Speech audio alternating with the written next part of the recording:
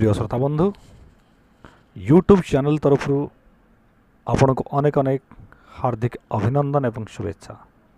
श्रोता बंधु दिव्य जननी श्रीमा कहिथिबा केतोटी दिव्य वाणी। प्रथम वाणीटी जदि जीवन पथरे सकल भय संकट एवं सर्वनाश विरुद्ध कवचावृत हो चलने चाहूँ तेबे दुईटी जिनसर प्रयोजन रही। गोटे है माँ भगवती करुणा, अन्यटी है तुम आड़ श्रद्धा निष्ठा और समर्पण रे गठित तुम अंतकरण।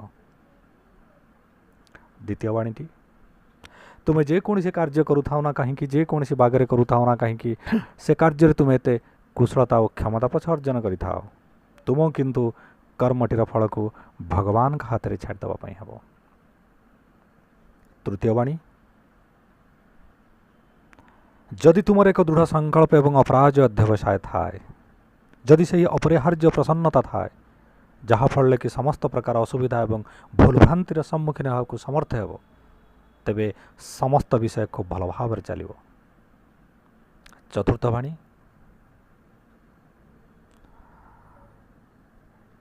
My love presence are always with you but you do not feel it because you do not have trust. Keep faith and trust. You will see the difference it makes. Check pessimism as much as you can and be a voluntary optimist. सबु किछि लगी एपरिक सबुठारु वस्तुगत उद्देश्य पूरण लगी भगवान के कृपा उपरे दृढ़ आस्था एवं विश्वास रखिपार। तुम्हें जहाँ को मु बोली कहूच ताहा तुमर अहंकार, तुमर यथार्थ सत्ता होची भगवान।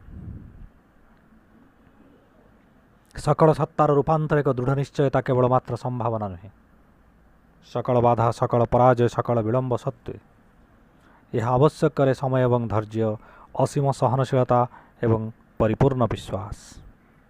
श्रोता बंधु मोर विश्वास दिव्य जननी श्रीमांकर एही दिव्यवाणी आपणकर मन आ हृदय को स्पर्श करिथिबो।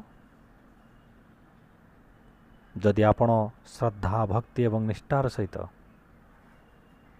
माँ भगवती विश्व जननी श्रीमांकर एही दिव्यवाणी को नियमित शुणिबा पाई चेष्टा करिवे, आपणक जीवन रे सुख शांति आनंद मुक्ति समृद्धि